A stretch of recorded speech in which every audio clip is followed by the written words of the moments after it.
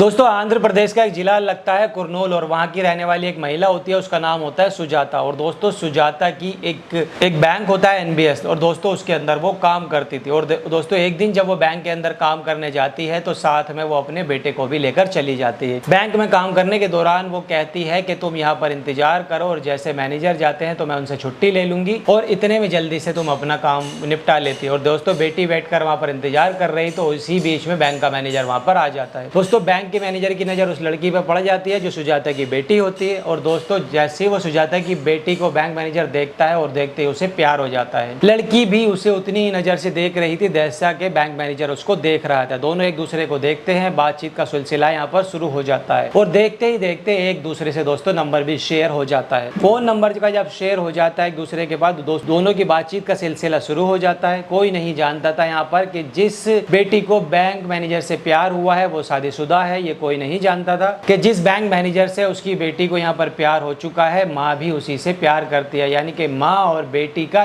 एक ही प्रेमी होता है बैंक मैनेजर। और दोस्तों वक्त यहाँ पर आराम से लंबा वक्त बीत जाता है। जब लंबा वक्त बीतता है तो दोस्तों बेटी की शादी हो जाती है और एक ही हफ्ता हुआ था और उसके बाद में उसके पति का खौफनाक तरीके से कत्ल कर दिया जाता है। और उसके बाद पुलिस उस कातिल को ढूंढने में लग जाती है। और दोस्तों तभी पुलिस को याद आता है कि मध्य प्रदेश के इंदौर शहर के अंदर राधा रघुवंशी की उसी की पत्नी ने यानी कि सोनम रघुवंशी ने दोस्तों शादी के महज 12 दिन के बाद ही कत्ल करवा दिया था। पुलिस सोचती है कि हो सकता है कि यहाँ से कुछ लीड मिल जाए, लेकिन दोस्तों जब पुलिस को लीड मिलती है और जब पुलिस खुलासा करती है तो यकीन नहीं हो रहा था। और इस कहानी की जो गूंज थी वो दोस्तों कई प्रदेशों तक चली जाती है और लोगों को यकीन नहीं होता कि कत्ल की वजह यह हो सकती है। दोस्तों कैसे हैं आप लोग, मैं इमरान मलिक। दोस्तों आज की जो सच्ची घटना है जो आज मैं आपको यहाँ पर सुनाने जा रहा हूँ दोस्तों ये सच्ची घटना है। यह तेलंगाना प्रदेश का दोस्तों एक जिला लगता है जो लंबा, और यहीं की एक जगह पड़ती है गढ़वाल। और दोस्तों गढ़वाल जगह का जो थाना क्षेत्र है वहां पर एक जगह है राजविधि नगर। और दोस्तों यहाँ का रहने वाला 30 साल का एक व्यक्ति जिसका नाम होता है तेजेश्वर। तो दोस्तों जो तेजेश्वर होता है वो लैंड सर्वेक्षण का काम करता होता है। और दोस्तों साथ ही साथ वो अपने घर से 61 किलोमीटर दूर जगह पड़ती है आंध्र प्रदेश का जो जिला है कुरनूल के दोस्तों एक कल्लूर स्ट्रीट के पास में। दोस्तों वहां की रहने वाली की दोस्तों एक लड़की होती है 25 साल की जिसका नाम ऐश्वर्या बताया जा रहा है। और दोस्तों ऐश्वर्या होती है और जो तेजेश्वर होता है इनके रिश्तेदारों ने आपस में बातचीत करती है और दोस्तों एक रिश्ते की बात आपस में वो चला देते हैं। जैसे ही दोनों परिवार आपस में मिलते हैं और मिलने के बाद दोस्तों तय कर दिया जाता है कि अगर ये रिश्ता ठीक है, अगर लड़का लड़की एक दूसरे को यहाँ पर पसंद करते हैं तो हम शादी की बात आगे बढ़ा देते हैं। दोनों जो परिवार वाले होते हैं वो एक दूसरे को पसंद करते हैं, लड़की लड़के को। और दोस्तों उसके बाद में पंडित जी से मुहूर्त यहाँ पर निकलवाया जाता है कि कब की बात यहाँ पर सही रहेगी। सबसे पहले यहाँ पर तारीख सही रहेगी वो होती 13 फरवरी 2025। 13 फरवरी 2025 को दोस्तों इनका एक रिश्ता तय हो जाता है। और रिश्ते के लिए लड़का और लड़की और इनके जो परिवार वाले होते हैं, जो रिश्तेदार वाले होते हैं, आपस में सब लोग इकट्ठे हो जाते हैं और यहीं से ही एक नए रिश्ते की शुरुआत होती है, उसकी नींव रखी जाती है। अब जैसे यहाँ पर रिश्ते की बात चल रही थी, आपस में लेन देन चल रहा था, आपस में बातचीत देखी जा रही थी, और तभी इसी बीच में एक फैमिली ऐसी आती है और जब उस लड़की को देखकर देखते ही रहती है और तुरंत वो तेजेश्वर के माता पिता के पास जाते हैं और कहती हैं कि जहाँ तुमने रिश्ता ये लगाया है वो रिश्ता बिल्कुल भी अच्छा नहीं है और हो सकता है तुम इस रिश्ते को खत्म कर दो। तेजेश्वर के परिवार वालों को यकीन नहीं हो रहा था और जो बात तुमने कही है कि आज तो रिश्ता लग रहा है, आज सारे मेहमान यहाँ पर जुट रहे हैं, ऐसे में हम कैसे यहाँ पर मना कर सकते हैं और करें तो यहाँ पर क्या करें। उस दिन तो रिश्ता लग जाता है, हो जाता है, और जैसे ही लड़की वाले अपने घर जाते हैं, लड़के वाले अपने घर आ जाते हैं। और तब तेजेश्वर के जो माता पिता होते हैं वो अपने बेटे से पूछते हैं कि बेटा आज हमने तुम्हारे रिश्ते के अंदर एक बात सुनते हैं, तुम्हारी जो पत्नी है ऐश्वर्या जो होने वाली बीवी है, दरअसल वो चरित्र की ठीक नहीं है, उसके बारे में कुछ ना कुछ अजीब बातें सुनने को मिली, हो सकता है तो इस रिश्ते को तोड़ दो, खत्म कर दो। अब तेजेश्वर जैसे ही ये बात सुनता है तो थोड़ा वो अटपटा जाता है, उसको अजीब लगता है इस बात को सुनकर। वो अपने मम्मी पापा की बात पर यकीन नहीं कर रहा था, इसलिए उसने सीधे ही ऐश्वर्या को फोन लगा दिया। और फोन लगाने के बाद वो उससे पूछता है कि मैं तुम्हारे बारे में कुछ ऐसी बातें सुन रहा हूँ। अब ऐश्वर्या ऐसी बातें करती है जिससे तेजेश्वर पूरी तरीके से प्रभावित हो जाता है और जो भी कहानी उसके रिश्तेदारों ने उसे सुनाई है वो हो सकता है जले हुए थे, बुने हुए थे, चिढ़ते थे उससे, परेशान थे उससे, और हो सकता है इसी वजह से कुछ लोग ऐसे होते हैं कि रिश्तों को लेकर खुश नहीं होते हैं, उसमें उसे तोड़ने की कोशिश करते हैं। और तेजेश्वर इस तरीके की बात सुनकर इनको इग्नोर कर देता है। अब दोनों की बातचीत का सिलसिला शुरू हो जाता है और तेजेश्वर के माता पिता हर बार एक ही बात कहते हैं कि हो सकता है इस रिश्ते को खत्म कर दो। लेकिन तेजेश्वर जैसे जैसे खत्म करने की बात यहाँ पर आती थी तो उन दोनों के बीच में दोनों फोन के से वार्ता यहाँ पर शुरू हो जाती है। वक्त आगे बढ़ता है और वक्त जैसे आगे बढ़ता रहता है तो एक दो पंडित जी के माध्यम से एक तारीख यहाँ पर निकाल दी जाती है, वो है 18 मई 2025 की तारीख के इसमें शादी होनी है। शादी समारोह के लिए दोनों जो परिवार वाले होते हैं वो आपस में खरीदारी कर रहे थे, मिल रहे थे, क्या लेना देना होता है वो सब कुछ जो बात है वो चल रही थी। लेकिन इसी बीच खबर आती है कि 13 मई 2025 को जो ऐश्वर्या होती है वो अचानक से लापता हो जाती है। अब उसके लापता होने की जो खबर है वो उसके माँ बाप भाई बहन को सबको पता लगती है। तो उन्होंने उस लड़की को हर जगह तलाश करने की कोशिश की है, ढूंढने की कोशिश की कि आखिरकार वो जो लड़की है वो कहीं मिल जाए। 13, 14, 15 मई बीत जाती है। 16 मई की दोस्तों देर शाम को आखिरकार में अचानक इन्फॉर्मेशन आती है और अचानक से ऐश्वर्या वहाँ पर वापस आ जाती है। और जैसे ही वापस वो अपने घर आती है तो वो पूछते हैं घर वाले कि तुम कहाँ थी, लेकिन वो नहीं बताया उसने कि वो कहाँ थी। और इसी बीच लड़के का फोन आता है। लड़का साफ साफ यहाँ पर ये कहता है कि अगर तुम्हें शादी से कोई ऐतराज है तो शादी यहाँ पर हम नहीं करते हैं, लेकिन तुम इस तरीके से अचानक बिना बताए 4 दिन के लिए कहाँ पर गायब हो गई थी। लड़की कहती है कि मुझे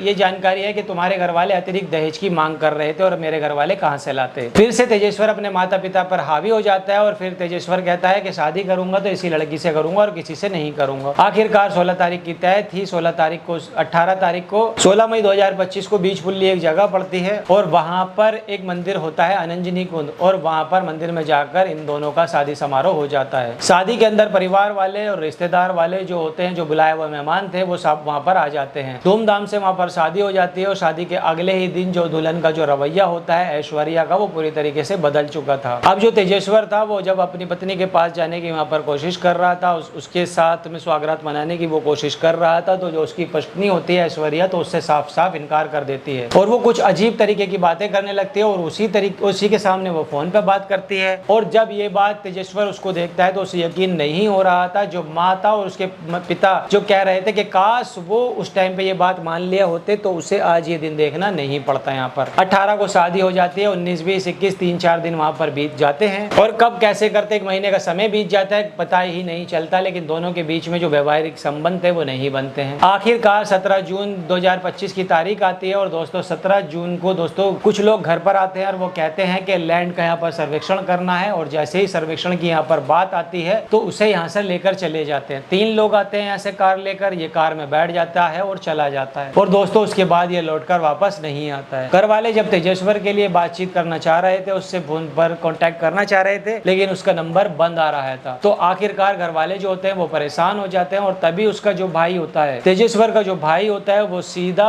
तेजवर्धन पहुंच जाता है नजदीकी पुलिस स्टेशन के अंदर, गढ़वाल के अंदर। और गढ़वाल में वो जाकर यहाँ पर कहता है कि उसका भाई आज दिन में निकला था लेकिन वो अचानक से लापता हो चुका है, आप ढूंढ दीजिए उसको, तलाश कर दीजिए उसको। अब पुलिस गुमशुदगी में FIR तो दर्ज कर लेती है, लेकिन पुलिस ने अपनी तरफ से तमाम कोशिशें की उसको ढूंढने की, लेकिन तेजेश्वर का कहीं अता पता नहीं मिला। अब जब तेजेश्वर का पता नहीं चलता है तो परिवार वालों की जो मुश्किलें हैं वो बढ़ जाती हैं। आखिरकार 3 दिन और बीत जाते हैं और दोस्तों उसके बाद में 21 जून 2025 के अंदर आंध्र प्रदेश के अंदर नादियाल जिले का दोस्तों एक पनियम पुलिस स्टेशन वहां पर पड़ता है और दोस्तों उसी पुलिस स्टेशन के क्षेत्र के अंदर सोवाली मेटा दोस्तों एक जगह पड़ती है और वहां पर HNSS एक नहर है जिसका नाम है, और दोस्तों नहर में एक लाश मिल जाती है। और दोस्तों जैसे ही ये लाश मिलती है और उसके बाद पुलिस पूरी तरीके से सक्रिय हो जाती है। पुलिस जो थी वो आसपास के जितने भी थाने होते हैं, जितने भी जगह होती है, सब में वहां पर मैसेज भेज देती है और एक लाश यहाँ पर मिली है, लगभग उम्र उसकी 30 साल के आसपास की बताई जा रही है। तभी तेजवर्धन वहां पर मौके पर पहुंच जाता है और जो लाश होती है और लाश को उसको देखता है, उसके कपड़ों को वो देखता है, वो पहचान जाता है तो ये तो उसके सगे भाई की लाश है। और रोना पीटना वहां पर शुरू हो जाता है, घर वाले परेशान हो जाते हैं, मातम छा जाता है। घर वालों के मुंह से सिर्फ एक ही आवाज निकल रही थी कि काश वो शादी ना करता, हमारी बात मान लेता तो आज ये हमें मुंह ना देखना पड़ता। इसी बीच वो देखना पड़ता है कि इंदौर एक शहर है, इसी बीच में लोग कहते हैं वहां पर दोस्तों शादी के 12वें दिन ही दूल्हे का दोस्तों कत्ल कर दिया गया था, बीवी का कहीं ना कहीं उसमें हाथ था। अब इस तरीके की जो बात सामने आती है तो आखिरकार पुलिस जो उसकी बीवी होती है ऐश्वर्या, इस मामले में उसकी जांच पड़ताल शुरू कर देती है। सड़ी गली उस लाश को पोस्टमार्टम के लिए भेज देते हैं और पता चलता है कि किसी धारदार हथियार से गला रेत दिया था। और पुलिस सभी एंगल पर जांच कर रही थी, चाहे वो दुश्मनी का हो, चाहे वो ऑफिस का एंगल हो, लेन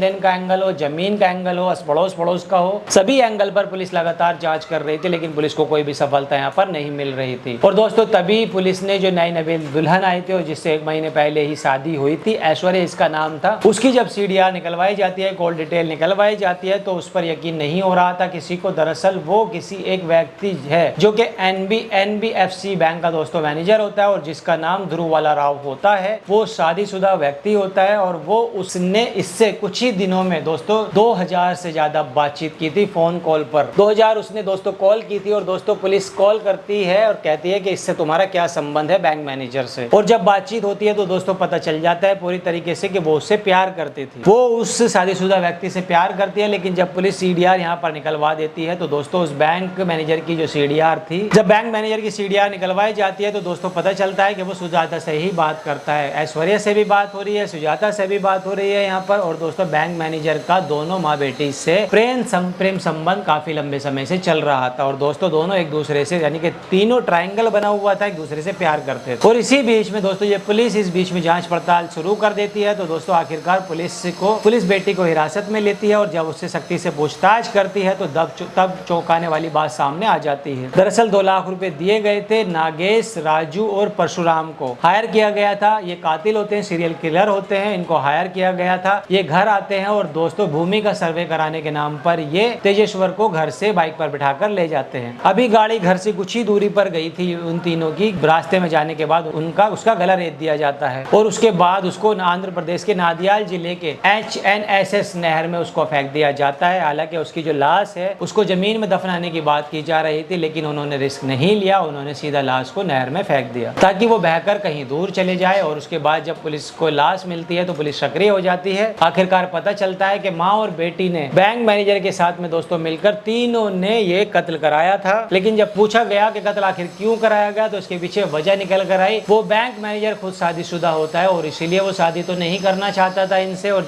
जैसे जिंदगी पहले से जी रहे थे वैसी जिंदगी जी रहे थे। लेकिन जो तेजेश्वर के नाम की जो जमीन थी उसका जो हिस्सा था मौत के बाद सीधा उसकी पत्नी को ये मिलना था और इसीलिए ही प्लान बनाया गया कि तुम शादी तो कर लो तेजेश्वर से और उसके बाद उसकी हत्या कर देंगे। और ठीक प्लान के हिसाब से उसकी हत्या कर दी जाती है। लेकिन कत्ल करने वाले जो 3 लोग होते हैं तो क्राइम करने वाले कितने भी शातिर क्यों ना हो वो एक न दिन पकड़े जरूर जाते हैं। पुलिस इस मामले के अंदर दोस्तों पूरी ईमानदारी से तफ्तीश यहाँ पर करती है और तफ्तीश करने के बाद में लड़की को हिरासत में ले लेते हैं, कि माँ को हिरासत में ले लेते हैं। और दोस्तों जो 3 कातिल थे जो किराए के लिए हुए टट्टू होते हैं, जो सीरियल किलर होते हैं, नागेश, राजू और परशुराम, उन तीनों को भी हिरासत में ले लेते हैं। लेकिन दोस्तों जब मैं इस कहानी को बता रहा हूँ तो बैंक मैनेजर पुलिस के हत्थे अब तक नहीं चढ़ा है, वो पुलिस को चकमा देकर भाग चुका है। आखिरकार दोस्तों पुलिस उसकी तलाश कर रही है, उसकी कितनी भूमिका है, उसका 2 लाख रुपए में कितना हिस्सा है कितना नहीं, ये तो पुलिस की जांच के बाद ही पता चल पाएगा। लेकिन दोस्तों ऐश्वर्या ने जिस तरीके से 1 महीने के बाद ही अपने पति का यहाँ पर कत्ल करा दिया है तो पुलिस को वो कहानी याद आ जाती है मध्य प्रदेश की और दोस्तों इंदौर शहर की, जहाँ पर पत्नी ने सोनम रघुवंशी ने अपने दोस्तों के साथ में मिलकर अपने पति राजा का कत्ल करा दिया था। और दोस्तों फिलहाल पुलिस ने इन लोगों को हिरासत में ले लिया है और यहाँ पर पुलिस यहाँ पर